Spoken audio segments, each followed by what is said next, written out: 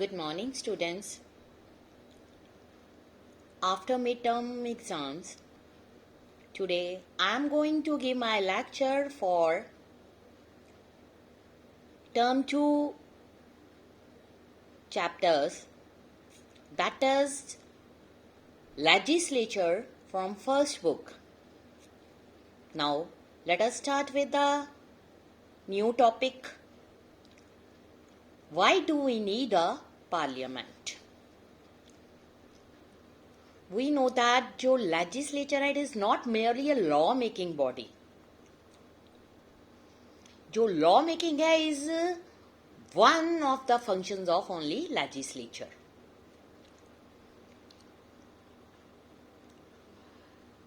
जो legislature है, it is the central body of all political processes.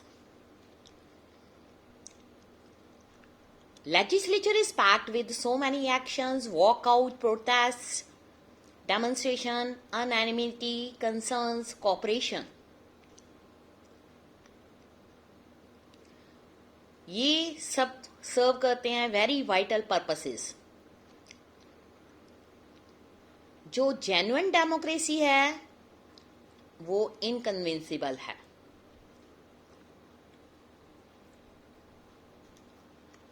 Without a representative, efficient, effective legislature.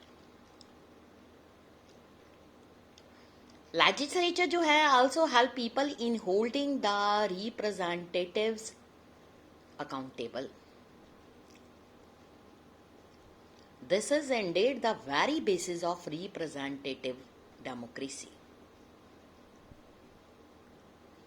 अगर हम बात करें in most of democracies, legislature जो है losing central place in the executive. In India अगर हम बात करें, जो कैबिनेट है initiates the policies, set the agenda for governance, carries them through. इससे क्या होता है? This has led some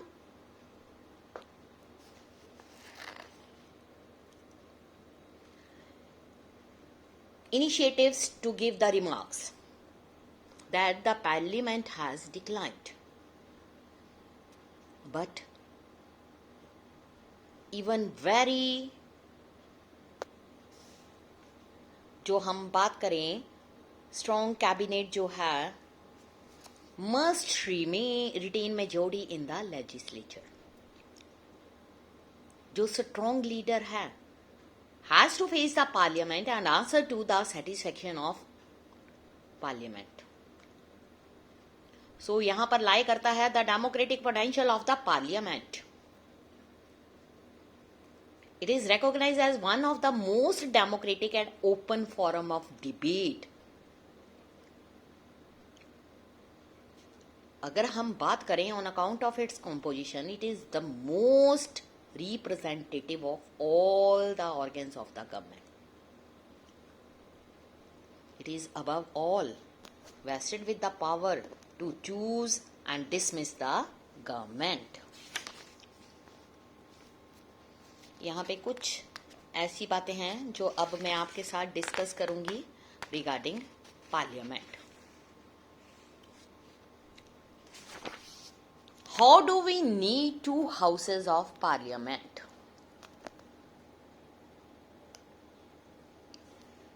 सबसे पहले आएगा द टर्म पार्लियामेंट जो है refers to the national legislature. जो लेजिस्लेचर स्टेट्स का है is described as the state legislature. जो पार्लियामेंट है उसके टू हाउसेस होते हैं. When we talk about two houses of the legislature, we called it bicameral legislature. जो टू हाउसेस होते हैं पार्लियामेंट के are the council of the states और Rajya Sabha, house of the people Lok Sabha.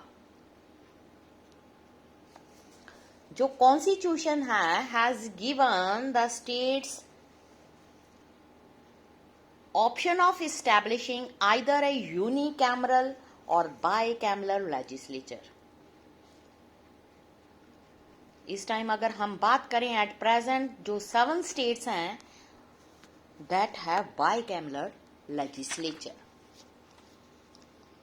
ये डिपेंड करता है, कुछ कंट्रीज होती हैं जिनका लार्ज साइज होता है, उनके पास मच डाइवर्सिटी होती है, यूजली वो प्रेफर करते हैं 2 houses of national legislature to give representation to all section in the society and give representation to all geographical regions or parts of the country.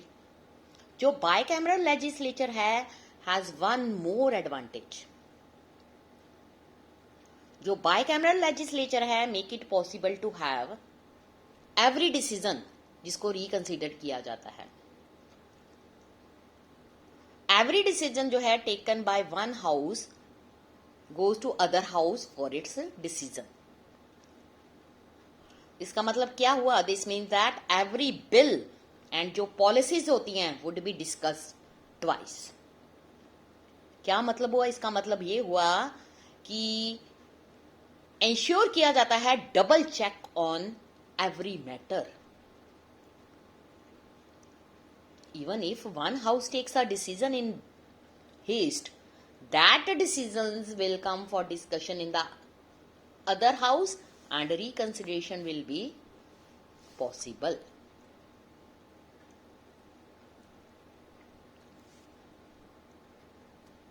यहाँ पर पूर्णिमा बैनर्जी ने कुछ वर्डिंग दी है, an upper house could perform the useful function of being a revising body and its views may count but not its vote.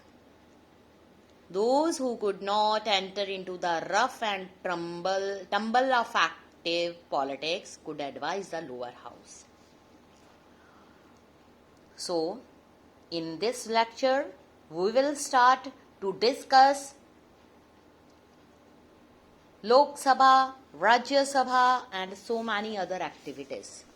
Now let us start with bicameralism in Germany. Germany जो है has a bicameral legislature. जो 2 houses हैं उनको कहा जाता है federal assembly, federal council. That assembly is elected by complex system. It means combining direct and proportional representation.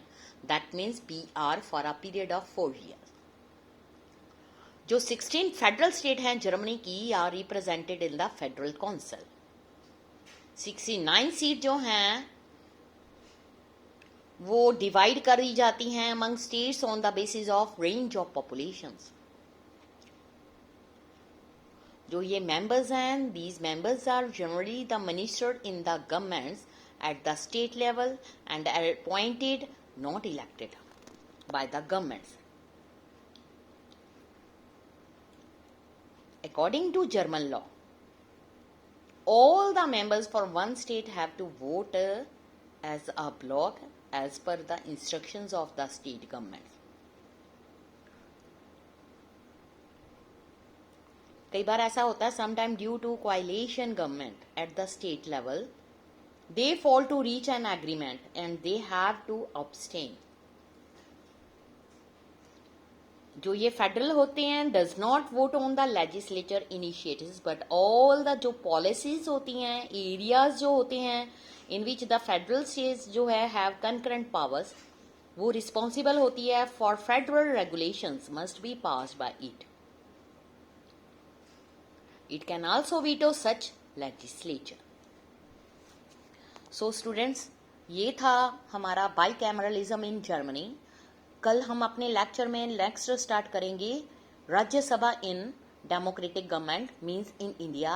What do you mean by Rajya Sabha, ये कल हम स्टार्ट करेंगे. Thank you students.